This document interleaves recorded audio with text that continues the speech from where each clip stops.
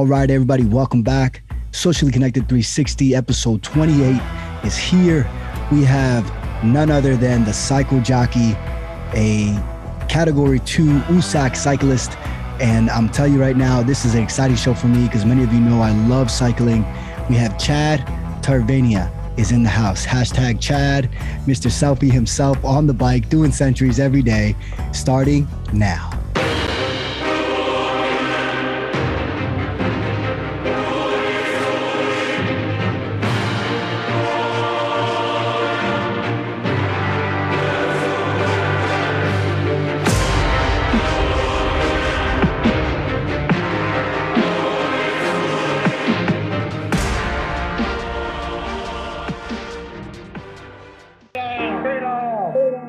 This kid's gonna be somebody better than anything.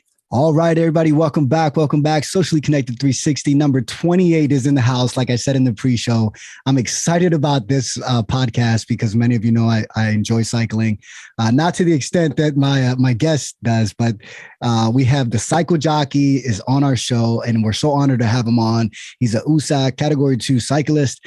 To name, just one thing that he's obviously accomplished on that level. And we're excited to have you on. Chad Tavernia, how's everything, man? How's life? How's the retired cycling life? So far it's going great. I really appreciate you having me on your podcast. Like I said, I just finished up a 20-year career with the New York State Police here in New York, and I retired in January and have been pretty much, I've been cycling heavy for the last, 6 years, but, now that I am retired, from my career, I'm going to be, full guns blazing into cycling and just trying to enjoy the, what I've got left on this earth. Absolutely, man. And we see it, a lot of us on all the group pages, we follow you on the Cycle Jockey page. So folks, if you don't know the Cycle Jockey Facebook page, follow him. We're going to talk about the podcast. He started a podcast. So this is all great for us cyclists because we get to learn from you and you love to share, and then the positive stuff as well. So it's great. Congratulations on the retirement. And we also have that in common. So we have cycling, and I'm also in law enforcement as well, and I'm working on that retirement too. So congratulations on that. And obviously now you have 7-8 hours a day to really go at it. But so tell us about your life growing up. Were you into bikes? Tell us a little bit about that if you don't mind. Well, I grew up in a very small town here in the New York Adirondacks. It's a little town called Malone. I'm about 8 miles from the Canadian border, so I'm way up north. I'm born and raised in Malone. Just kind of grew up locally. Went to high school, locally as well. Went to college. Like I said, I went to college, to pursue my career in law enforcement. And I was very fortunate to get into law enforcement pretty much right after turning 21. In fact, the kind of interesting story is when I went into the New York State Police Academy, I was actually the youngest guy in the state when I went in. So, as far as timing, it probably really couldn't have timed out any better for me because I just had my 41st birthday last December. So, I like to think pretty young in life. And I'm excited to, start the next chapter of life. Yeah. I tell you what, man, what we see, and folks, let me tell you, if you haven't followed the Cycle Jockey, right? I'm getting it right? I'm getting the cycle. Yeah. If you haven't followed this page, you got to see. If you are a cyclist, if you're a runner, if you're an athlete, the level of motivation you're gonna get from Chad is it's unbelievable. The numbers are unbelievable. We're gonna get into that. But how did you get into? Take us back to how did you get into cycling? Maybe take us back to that moment where you picked up a bike, or how did that turn out?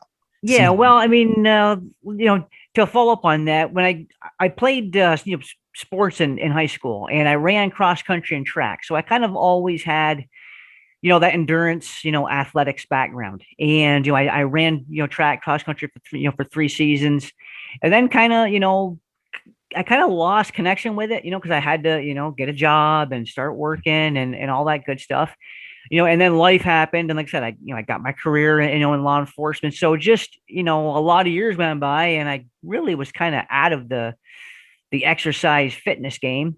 And it really wasn't until, I mean, I was like probably in my mid 30s when I actually, started to get back into, into riding. And it really just started out, with, with your typical New Year's resolution. I just said, I'm going to get a exercise bike and a treadmill because I noticed I started to, put a few pounds on, and so it really kind of started out with just wanting to, generally get back into more exercising. And when I got my exercise bike, I really enjoyed riding that thing, even though it was just, inside here in my living room. Yeah. And then the following summer, I got, I just started out with an aluminum road bike. And it just kind of snowballed from there. And over the years, I've just, I've upgraded my bicycles and I've kept riding. And I started doing a little bit of racing back in 2012. And so it's really just kind of been really an accumulate.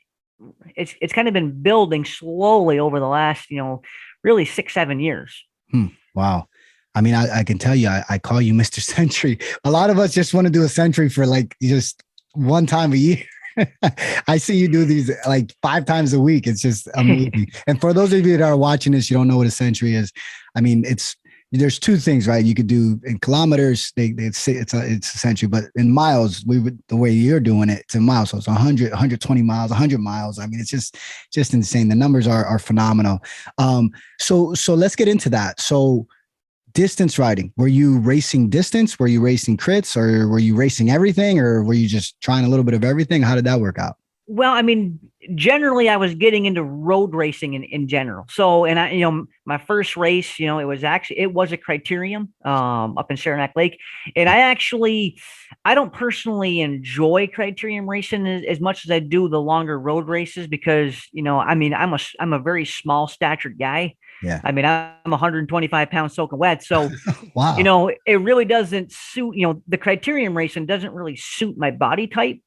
And I actually got pulled in my first ever, Criterium race. But so that was my first endeavor into racing. But, since then I've really kind of steered more towards a longer, like I said, endurance road racing, where I had a lot, where I just kind of fit in better in that element. Yeah. Yeah. I mean, well, damn. I mean, I see it every day because we follow each other, and it's just like on Strava, whether it's on Facebook, so on all the groups. I mean, it's just amazing the numbers that you're putting up. And I did my first Criterium. I was pulled too. I kind of messed up, but I was gonna get pulled anyways. I mean, those guys are just it's even category 5 and 4, man. Those guys are moving pretty fast. So, and it's just straight gas. Yeah, Criterium racing is really its own animal, really. Yeah. It takes a lot of dynamic fitness to do well in Criterium racing because there's a lot of surging and then easing up, surging, easing up. And you really got to almost kind of train for those. I've found that if you want to do well in Criteriums, it's good to train, for those. I personally, like you said, I'm geared a lot more towards the longer distance stuff. But, for anybody that wanted to do, Criteriums, because they are more popular, a lot of your towns and cities will have, Criterium races, but it's certainly something that you want to specifically train for because you're using whole different energy systems in that kind of racing. Yeah. Yeah. And so when you get into these, like your daily rides now. So now you're retired. You're just getting into these rides. Do you say you're going to do over 100 miles, or you just go out there and ride? Well, I mean, honestly, when I go out, the way that I kind of formulate my rides from the get-go is, because I like to chase Strava segments. I mean, a lot of us, are on Strava nowadays. And for anybody who's not familiar, basically Strava will GPS, time you through different, it's called a segment that people can create on Strava. And, so I like to go after those here in my local area. And so the way I kind of put my rides together is, I'll look at, the weather for the day and see which way the wind's blowing, stuff like that. And I'll kind of, pick out 2 or 3 that I want to go after, and I'll build, the endurance ride around those. And I'll try to, spread them out to where, I'm doing a real hard segment effort, maybe, once every, 20, 30 miles, wow. Giving myself time to get over that hard effort, So, but yeah, I mean, in general, I do like to, if I'm gonna, go riding, I will most likely plan to go over 100 or awfully close to it most days. Oh man, it's amazing. Um, It's just amazing. I can tell you that, I haven't got to 100 miles. I of course, we can get there, but it's just my longest ride is 60 miles, and I did it up in what is it, Route 7, I think it's called, or what is it, and right there by the George Washington Bridge, what in Jersey, over by New York. okay. Yeah. So I did about 40 some miles there, and then I crossed over the bridge and went down to Central Park. And I can tell you when I got back, and of course, I've only been riding for a short time, so not unlike you, you've been at this for 10 years or so. So tell us about your best cycling moment. I know you've probably had a lot, maybe, I'm not sure. You've ridden a lot, you've done a lot. What would you consider your best cycling moment? As far as performance, I would have to say it really was it was two different performances, but one weekend. Back in 2019, I was coming off a winter of, a lot of indoor training, which I do a lot of also here because I live in the Adirondacks of New York, and we get brutal winters up here. So I also do a lot of indoor cycling all winter long to kind of stay in good shape. Yeah. And so I came into the spring really, really strong that year back in 2019. And it's the first Friday in June. There's a local race here near me called the Whiteface Mountain Uphill Bike Race, which basically is, for anybody not familiar, Whiteface Mountain is 8 miles at about 8% average gradient. And every first Friday in June, locally they'll have a bicycle race up it. And, every year there's usually anywhere from say 250 to 400 riders that come here from really kind of all over the country to do that mountain. So, but back in 2019, I was fortunate enough, and I was able to win that race, which I kind of always wanted to do, is to, win a big mountain race like that. And then I was actually able to follow that up 2 days later, down in Canandaigua, New York, and I was able to win the New York State Elite Road Race Championships. Wow! So I mean, that without question was probably my best weekend ever of bike racing. I mean, to win, two pretty big, state level races like that in the same weekend, probably something I'll never, be able to top. Yeah. But I'll keep trying, obviously. But yeah. So anything lined up now as far as racing? It's and you mentioned COVID earlier, and it's kind of funny because obviously I was racing heavy through 2019, and then COVID all happened, and of course all bike races, everything got canceled for pretty much a couple of years. And I have not actually done a race. Well, actually, I think I did do one race last year. I did the Capital Region Road Race down by Albany last year in the category 1-2 field. But that's been the only race that I've done pretty much since COVID. I mean, I do have plans to get back into road racing. In fact, now I actually would be able to qualify for the men's 40 plus category. Yeah, so I probably will get into to get into some 40 plus racing here in the next 2 years, I'm sure. Yeah. I mean, what you're doing now, your level of training is you're dedicating a lot, your time that you probably dedicated to work now to do what you love to do. And it's just, it's an amazing thing to see. So especially for us cyclists, anybody who's an athlete, I mean, when you follow, this is why I tell folks all the time, when you follow folks who inspire you, and I don't want to say follow, just encourage each other, and connect. Right. And you'll get inspired. When I see your stuff, I'm like, well, I love getting on the bike regardless, after work or even in the morning at 5 a.m. But when I see you putting up the numbers that you're putting up, it just motivates us. So keep doing that. So you mentioned, you got a couple bikes. Of course, us cyclists have a couple bikes, plus 6 or whatever. I don't even know now, but what's your favorite bike now I see you ride a Felt, but what would you consider your best distance bike? Yeah, I've got two right now. I mean, I've got two right now that I really love, and like I mentioned, right now I've been riding I got a Felt AR, which is Felt, aero framed, road bicycle. I've been riding that one pretty much all summer long. But I also have a Cannondale Super 6 Evo, which is more of a climbing giant, geometry, bicycle. For me, it really would be a toss up between those two bikes. I guess depending on the day, I guess if I was doing a straight mountain climb like Whiteface Mountain, I probably would take I'd probably take the Cannondale because it's probably a pound lighter and just kind of more of that climbing geometry. But if I'm going to do a fast, some fast riding, I'm probably going to want my felt, because it is that aerodynamic frame, and I do notice just that little increased speed, being on the aero frame, for sure. Yeah. And so if somebody's getting into cycling, and they're trying to get a bike, everybody wants to get like the newest and greatest thing. And of course, I know my answer of what I would tell them, but what would you tell them, as far as if, you're getting into cycling, you want to get into this and they're trying to get a bike and some bikes are extremely expensive, obviously. What would you tell them?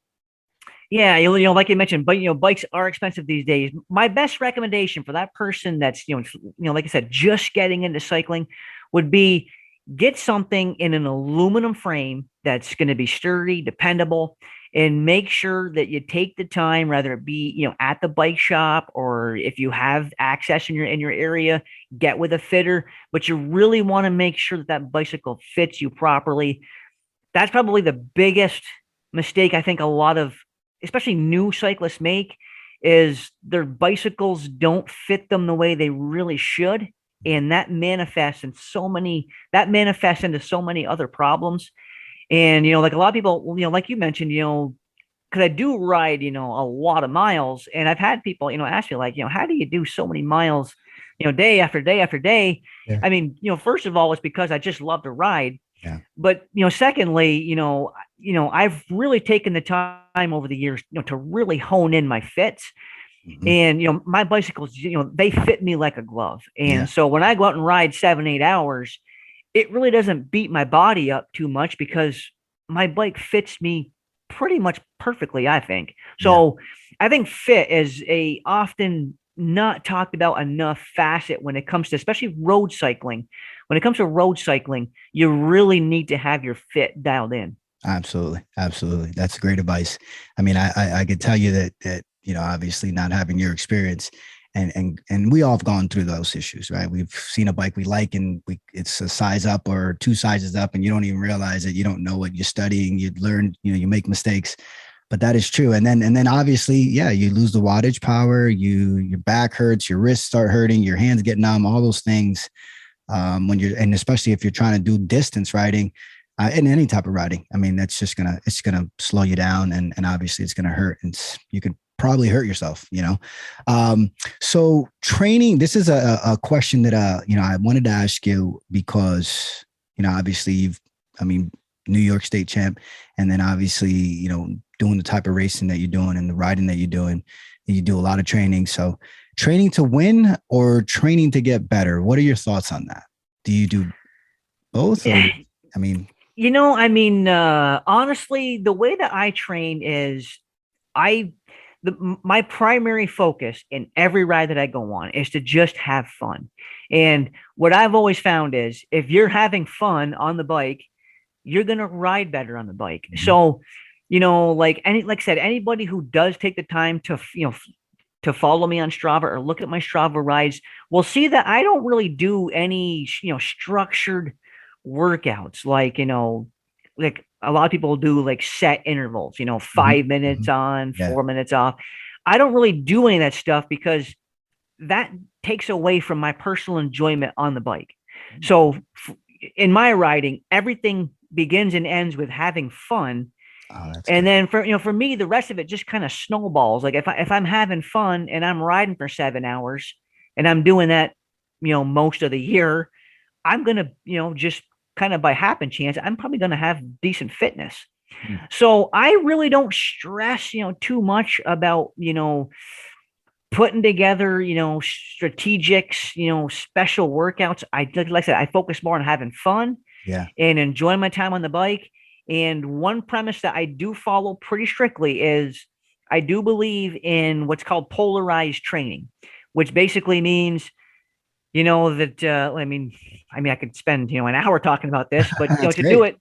do it briefly, Yeah. the basic concept of polarized training is that the vast majority of your time on the bike, and we'll just use like an estimated 80% of your time, Mhm. is done at just in a sustainable endurance level pace, a pace that you can do all day long. Mhm. And then I'll have moments in that time frame, which I mentioned earlier, are those Strava segments. When Yeah. I'm going after a Strava segment, Yeah. that is pretty much just a full, just absolute full effort, for whatever that segment might be. Sometimes it's a mile, sometimes it's 5 miles, sometimes it might be a half a mile. Mhm. Depending on the segment, it can vary, but the general concept is, when I'm going really, really, really hard, I'm chasing one of these segments. And if I'm not chasing a segment, I'm really just kind of riding at a sustainable level that I could, ride all day long. And so that would be probably the biggest takeaway that I could probably try to, share with others, is focus on enjoying your rides. Because if you're not having fun out there, you're not going to want to do it. So focus on fun, and, think about polarizing your miles, where you're either riding sustainable endurance or you're riding really, really, really hard. Because a lot of people will fall into the trap of just kind of riding hard, like semi hard all of the time. Mhm.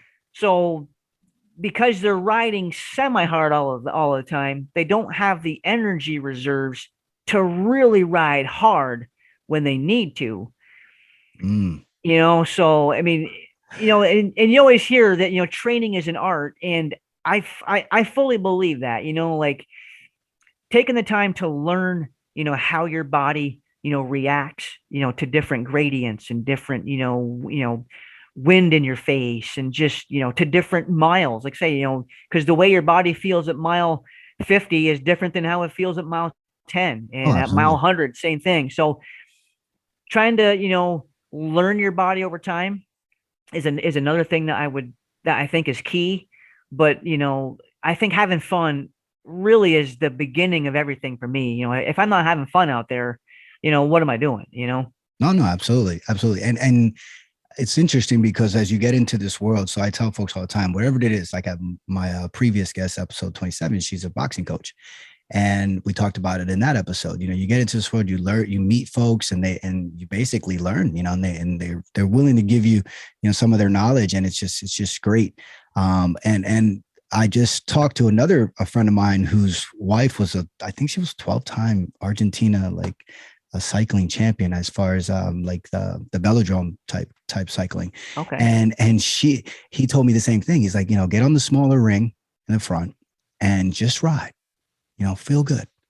We don't have to kill it every time, and we rode, I think it was like 30 miles or something. And we literally rode for 30 miles and didn't even feel like it. And we had a great time. We had a great conversation during the ride. And it was just great. It was a great feeling. And then, of course, obviously, like you said, switch it up, go at it, but great advice, something that I needed to hear as well as a cyclist. I mean, I kind of want to kill it every time and I want to take it to the next level, but I've been doing some of that, just moderate stuff. And as well, I'm 42, so we kind of almost the same age as well. So, I'm kind of, being careful, and obviously I'm using it for my health as well. So, so you talked about approaching competition. So we kind of touched on that.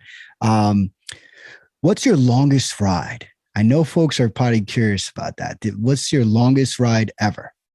Actually, the last five, well, I think this year will be number five, but the previous 4 years, myself and a good friend of mine, who also kind of rides not quite as crazy miles as I do, but pretty close to it. The last 4 years, and we plan on doing it again this year, we have done a 200-mile ride around Lake Champlain, that we've done the last 4 summers. In fact, actually last year, because one of the roads was being torn up, by construction, we had to actually deviate like a little loop around. It ended up being 212 miles last year. Oh, geez. And that's with, I think it ends up being like around 9,000 feet of climbing with it. So Wow. it's a pretty serious ride. Like I said, we've done it the last 4 years. We plan on doing it again. We plan on doing it again this year. In fact, we've kind of made it like our little annual thing. The two of us, One of the years, one of our other, friends came along with us. So we had three that one year, but other than that, it's been me and my buddy Scott do that ride. So yeah, so 212, I guess would be the answer in one day. Wow. Wow. Favorite place to ride? Favorite place to ride, and if you'd have asked me this 6 months ago, I'd have given you a different answer. But I spent some time last winter in Arizona and in Florida riding. And of course, I said, like I said, I'm a lifelong resident of the New York Adirondacks, and Yeah. I've certainly come to realize that when it comes to beautiful roads, low traffic, quality pavement, good wide cycling shoulders, Yeah. I've been telling people from what I've seen, no place can beat the New York Adirondacks come summertime. Yeah. It is beautiful up here to ride bicycles. Yeah. I got to head up there, man. I It's pretty amazing. I could show you a good time for sure. Yeah, yeah, no doubt. We'll connect, but I don't know if I can hang with you. I'll hang with you for the first 30 and then yeah, we'll see what happens. But that's great. So Chad life. We gotta talk about this because the phenomenon is just taking off. So we have hashtag Chad life. Obviously I'm a selfie person as well, but how did that come about? Did that just just spin out of control, like in a good way, not in a bad way, folks? It's hashtag Chad life, and I'll let Chad explain it. Well, it's kind of funny, like you mentioned, I started an athlete Facebook page. Oh, I mean, probably 3-4 years ago now, called Cycle Jockey, and I kind of use that as a place where I could share my riding stuff because I didn't want to just overly excessively spam all of my regular Facebook friends Yeah. with just cycling stuff nonstop. So I started an athlete page that ended up naming Cycle Jockey as a place to share my photos and stuff. And of course, I'm pretty much a solo rider. I mean, at least 99% of the time. Mhm. So, I mean, your really only options while you're riding a bicycle to take a picture is to pretty much take a selfie, Yeah. and to try to find new ways to do that. So, Yeah. and and you mentioned the solitary cycling page a little Yeah. bit ago, Yeah. and I also share in that group, and I don't know, like some people there just started like noticing my rides and the I guess they say interesting photos, and next thing you know, like there was hundreds of people like posting and like Yeah. talking about trying to do a Chad like selfie on the bike, Yeah. and Yeah. like I say, it's just kind of snowballed into this thing that I don't even really know how it started. Yeah. Yeah. I mean, that's for I did it. I loved it because obviously, it's one of those things. The selfie for me is something that obviously it's this generation's whatever, but it's something that I think it's good. I think it inspires folks. It's just great. The angles. I mean, folks are even trying to figure out how you were doing those angles. They got Google phones or something, but yes. Well, Yeah. I can tell you that when you're out on a 129-mile bike ride, there's a lot of times you kind of run out of things to think about, and Yeah. sometimes you think about, okay, how can I get a new angle here as far as a selfie or trying to get a cool photo while I'm riding, Yeah. Yeah. Yeah. And I bet the brands love it, man. If they get a hold of those, but that's awesome, man. So Cycle Jockey, that's your page. Cycle Jockey. This is what I love having these podcasts. So where does Cycle Jockey come from? Where does that name come from? You know what? I was actually I was kind of thinking you were going to ask me that question, and it's kind of funny because I wish I could take credit for the name, but I really can't. A good friend of mine who lives downstate actually came up with the name. We were just talking one day, and for obviously we were talking about cycling, and I told him how I wanted to start an athlete page, and I didn't really know what I was going to call it or couldn't think of a good name to call it, and he just basically came out and said, well, you should call it Cycle Jockey. He says, you're like a little horse jockey, except you ride bikes. Yeah. And Great. I thought about it and I was like, gosh, you know what? I actually like that. And so I just kind of rolled with it and, just kind of always kept it going. Very cool. Very cool. So on top of that, you also have a podcast now. Tell us about that. Yeah, so I actually just started it like a week ago. I'm only a couple of episodes in, but I did start a podcast because, obviously I like sharing, details of my rides, but there's only so much you can share in a quick, Facebook post or Instagram post or whatnot. So I thought that, having my own podcast would be a great way to get more in depth with sharing details about my rides and my thought process about training and all this stuff. So I did start a podcast called the Cycle Jockey Podcast. Kept it, kind of simple, Yeah. off my athlete page name. And so if anybody, wanted to, tune into my podcast there, I plan on sharing, at least, one episode a week, hopefully more. As I, think of topics that I want to talk about and stuff. And I would like to maybe expand it down the road to, to have, guests on, kind of like you're doing here now. And Yeah, absolutely. I mean, that's the thing. So folks, we're going to share that link to Cycle Jockey Podcast. We're also going to share the Facebook page. This is something that's exciting for me because obviously, like I said, as a fellow cyclist, we all look up to you. And it's something that, we got to just keep sharing, have these conversations. And then I learn all the time. So, obviously, and from folks that I interview, and talk to. And so I'm sure your podcast is going to take off, and we're definitely going to tune into that. So this is a question that I asked. I only have a couple more questions. I asked all my guests, and it's something that I when I was 19, I struggled a lot. Humble beginnings, just education, just, a lot of struggle. And something that, so I asked my guests, if you could tell yourself or give yourself some advice, knowing everything you know now, to your 19-year-old self, what would it be? Yeah, and I actually spent some time on my ride today thinking about this because I knew you were going to ask me this question. And, I won't lie. I don't have any regrets in life, because obviously it put me where I'm at today, which I'm happy about. But, everybody I think thinks about that question of, if I had the knowledge I have today and could go back to whatever time frame, in this case, that 19-year-old self, Mm-hmm. I think the one thing I would tell myself is, at the end of the day, focus on happiness and have that be your driving force for whatever it is you want to do in life. But at the end of the day, if you don't have happiness, you're missing the true gold, I think. Yeah. So, I think a lot of people, these days, and I was, probably as guilty as anybody, gets kind of roped into, chasing, the money and chasing the, materialistic type things. And as I've gotten older myself, I've certainly have gotten more in touch with that, happiness is really the true wealth. And that would be the biggest advice that I wish I kind of knew back at that age, that at the end of the day, happiness is really what it's all about. Yeah, absolutely. Absolutely. And, this is why I asked the question, because it's different every time.